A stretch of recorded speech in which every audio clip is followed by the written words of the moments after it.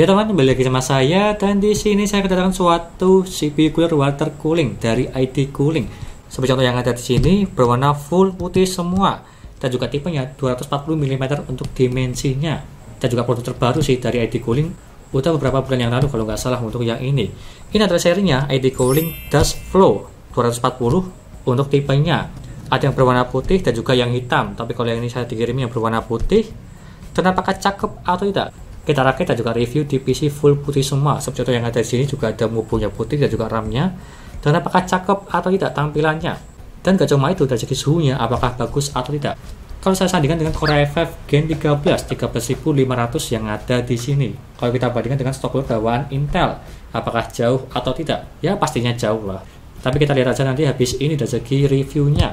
Kurang lebihnya seperti itu. Dan sebelum saya jelaskan apa saja spesifikasi yang ada di sini dan juga cara pemasangannya, jangan lupa klik subscribe di pojokan bawah tuh ya, tinggal diklik seperti itu. Lanjut yang pertama, dari segi packagingnya itu sangat bagus sekali dan juga simple, unik lah. Berbeda seperti di ID Cooling pada umumnya. Biasanya itu ada produknya, tapi kalau yang ini cuma kelihatan pump dan juga motherboardnya berwarna putih dan juga silver. Ini sangat menarik sekali. ID Cooling Dust Flow 240 Wet Basic. Dan di sini packagingnya sangat simpel sekali, berwarna putih keoren-orenan, dan di bagian belakang ada spesifikasinya. Untuk yang ada di sini, dia itu ada dua tipe warna, hitam dan juga putih. Kalau yang putih tersebut 985.000, tapi kalau yang black berwarna hitam di 960.000. Ya cuma terpaut sedikit sih, tapi tergantung selera kalian. Pilih yang hitam atau yang putih. Seperti contoh yang ada di sini, sama aja dari segi performanya, cuma berbeda dari segi warna aja. Dan kita unboxing dulu, sebelum saya bacakan spesifikasinya. Untuk yang ada di sini kita buka dulu dari atas sini ya. Kita tarik. Cukup besar. Dan aku tata dulu bentar. Dan seperti ini isinya, kita lihat. Oh, ini tersebut ada pumpnya. Aku ambil dulu pumpnya yang agak besar ini. Tarik ini ya. Agak berat sih pumpnya, tapi kalau yang berat biasanya tersebut itu bagus, apalagi selangnya itu sangat bagus. Dan di sini ada bracketnya semua, dan di sini ada fan-nya juga, ada dual fan karena dia itu 240 mm 12 cm 12 cm, dan dalamnya utuh kosongan ya. Ada kertas buku manualnya, aku kasih bawah dulu supaya tidak rame. Dan di sini untuk penampakannya kita skip dulu ya, saya buka dulu dari segi plastiknya. Dan seperti ini untuk penampakan dari segi pump dan juga radiatornya berwarna full putih semua, ada tulisan ID Cooling di bagian atas sini.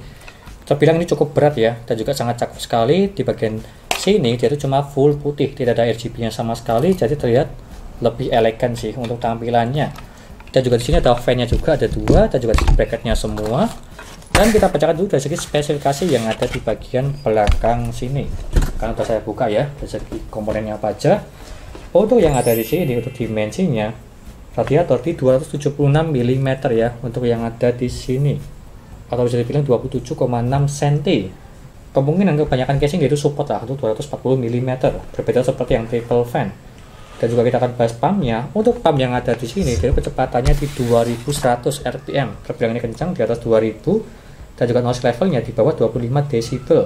Dan juga fan yang ada di sini nih ya, dia tuh 12 cm memiliki kecepatan di 700 sampai di 1800. Jadi kabel tersebut yaitu PWM untuk yang ada di sini. Serta untuk ini dia tuh menggunakan hydraulic bearing. Ini ya, hydraulic bearing. Dan juga untuk soketnya dia itu support sampai Intel dan juga AMD. Kalau yang AMD di AM5 dia itu support untuk yang generasi baru 7000 series, dan juga yang Intel dia itu support di 1700, 1200, 115X, 2066 dan juga 2011. Jadi rata-rata semua Intel dia itu support lah. Tapi kalau yang AMD cuma di AM4 dan juga AM5. Tapi kalau yang VM dan juga AM3 di bawah dia itu belum support. Dan seperti itu untuk penjelasannya dari sini ya, dari segi boxnya. Aku kasih sini dulu. Dan untuk bracketnya di sini semua dia itu ada thermal paste-nya. Ini X25. Harganya terbilang ini cukup mahal ya, tapi ini dikasih free. Jadi ini udah bagus. Ya wajar sih kalau water cooling pastinya dikasih yang suntikan yang cukup banyak. Untuk 2 kali pemakaian lah untuk yang ini. Dan di sini bracket-bracketnya semua, dan itu aja sih untuk isiannya. Dan juga di sini kabel tersebut itu menggunakan SATA untuk pump. Meskipun bisa sih memakai yang 3 pin ya. Di sini tersebut dia itu ada adapternya, bisa 3 pin atau pakai yang SATA. Itu bebas untuk kalian. Seperti itu yang ada di sini. Dan juga selang ini terbilang dia itu bagus dan juga tebal lah. Meskipun harganya di bawah 1 juta, ini udah terbilang bagus dan juga kaku. Dan juga radiator yang ada di sini full putih semua. Ya, jadi sangat menarik sekali sih kalau merakit full putih semua di PC kalian. Kita akan rakit aja PC ini menggunakan tema full putih semua di PC yang saya akan rakit habis ini. Untuk mendinginkan Core i5 Gen 13 13500, apakah bisa dingin atau tidak? Kurang lebihnya seperti itu, nggak usah berlama-lama, lanjut ke pemasangannya di LG 1700 dan juga di review suhunya. Yo!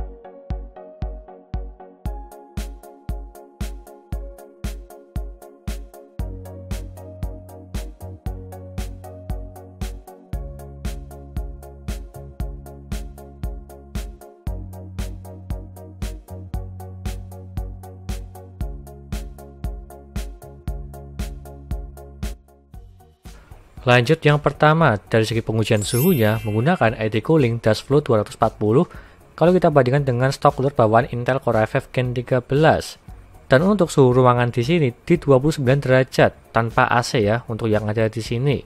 Yang pertama dari segi pengujian ID Cooling Dashflow 240 dulu. Untuk minimal yang mendapatkan di 31 derajat dan juga maksimalnya di 72 derajat. Untuk minimalnya cuma diem aja di desktop, tidak ngapa-ngapain, dia mentok paling bawah di 31 derajat terbilang ini dingin. Masih mendapatkan di 30-an kecil. Dan juga maksimal yang mendapatkan di 72 derajat ini terbilang masih dingin juga. Untuk yang ini saya tes di Cinebench dan dia mentok paling tinggi di 72 derajat ini terbilang aman, masih di 70-an kecil.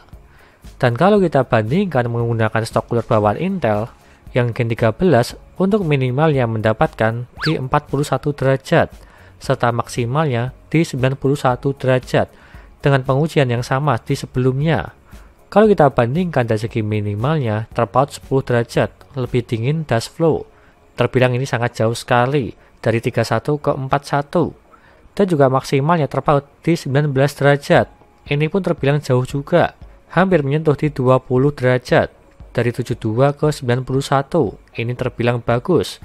Ya wajar sih karena stok cooler bawaan Intel untuk yang ini. Kurang lebihnya seperti itu untuk pengujiannya. Lanjut ke kesimpulannya. Untuk yang ini bisa dibilang bagus dan juga worth it lah di harga 985.000 untuk yang berwarna putih, kalau yang hitam di 960.000. Tapi tergantung selera kalian. Kalau kalian suka yang clean putih, ini sangat cocok sekali untuk tema full putih semua dari segi PC kalian. Serta ada LED tipis-tipis di bagian pumpnya, dan apalagi dari segi fan-nya.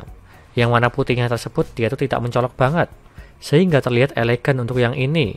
Dan apalagi suhunya dingin dalam menghadapi Core i5 Gen 13, dan juga dia itu bonus Thermal Paste X25 yang suntikan di harga 70 ribuan ya lumayan sih untuk yang ini.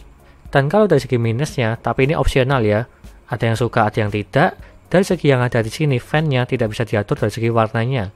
Cuma satu warna aja yaitu putih di bagian pump dan juga di bagian fan-nya. Dan juga terkadang ada orang yang suka mengganti warnanya, biru, hijau, merah, dan juga yang lainnya. Tapi kalau ini cuma satu warna aja berwarna putih. Jadi ya opsional, tergantung selera kalian. Mau full putih semua atau bisa diganti warnanya. Intinya seperti itu. Dan kalau kalian berminat silahkan beli aja. Linknya ada di deskripsi untuk yang ini. ID Cooling Dustflow 240.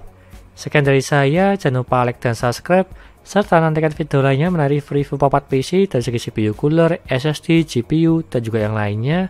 Terima kasih sudah menonton.